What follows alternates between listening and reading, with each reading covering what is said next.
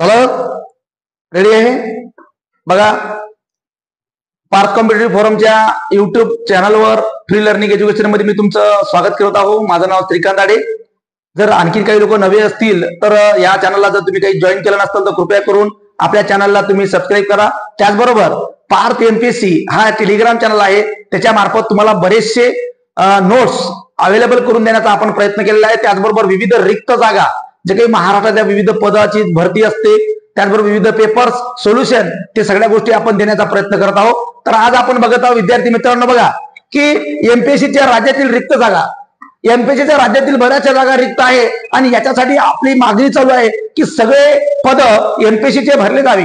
PSI पासून तर ST, साधारणतः आपण पीएसआयचे पद जर बघितले तर 3000 पदची मागणी आहे की 3000 पद भरले पाहिजे. डेप्युटी कलेक्टरचे पद इथं शेकडो पद रिक्त आहे.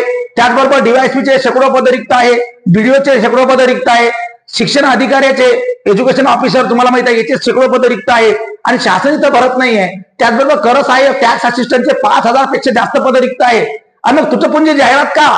जो विद्यार्थी आमचा तासन-तास अभ्यास करतो तर मग हे पद कधी भरणार? शासनानं सांगितलं होतं की आमची आर्थिक टंचाई आहे, मग लेख लाडकी योजना सारख्या योजनेवर शासन जर पैसा लावत असेल तर त्याच्या मुलाबाळाच्या नोकरीचा प्रश्न आहे, त्याच्या लग्नाचा प्रश्न आहे, त्याच्या रोजगाराचा प्रश्न आहे, त्याच्या आयुष्याचा प्रश्न आहे, शेतकऱ्याच्या मुलाचा प्रश्न आहे, कामगाराच्या मुलाचा प्रश्न आहे. तर सरकारला कळकळीची विनंती आहे की जे रिक्त पद आहे ते त्वरित येणाऱ्या पदभरतीमध्ये आपण वाढवावा आणि जास्तीत जास्त पदभरती करून विद्यार्थ्यांना योग्य न्याय द्यावा. सध्याचे जे काही एमपीएससीचे पद रिक्त आहे त्यांची सद्यस्थिती काय आहे, मागणी पत्र आलेले आहे आणि नोव्हेंबरच्या जे काही एक्झाम आहे आणि त्याकरिता मागणी पत्र कशा प्रकारचं आहे आपल्याला माहित आहे. तर बघा, जो काही मागणी पत्र आपल्या समोर दिलेलं आहे तर विविध पदाचे मागणी पत्र साधारणतः एमपीएससी कडे राज्यात पीएसआयच्या पदाच्या 3000 जागा रिक्त आहे आणि फक्त 216 जागाचे मागणी पत्र आलेले आहे.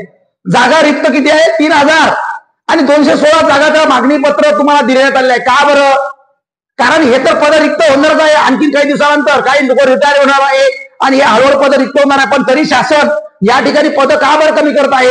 मग 10 वेळा विद्यार्थ्यांनी फॉर्म भरत राहायचे का? शासन महसूल गोळा करून विद्यार्थ्यांच्या जीवावर खेळणार आहे का? आता बघा, इतर विभागातील रिक्त पदे बघा, उपजिल्हाधिकारी 16 पद आहे, डेप्युटी कलेक्टर, त्यानंतर पोलीस उपाधीक्षक म्हणजे डीवायएसपी 161 पद रिक्त आहे, 161 पद. तहसीलदार, नायब तहसीलदारचे पद 66 आहे. त्याचबरोबर तहसीलदार 66, नायब तहसीलदार 281 पद आहे, एनटी बरोबर आहे.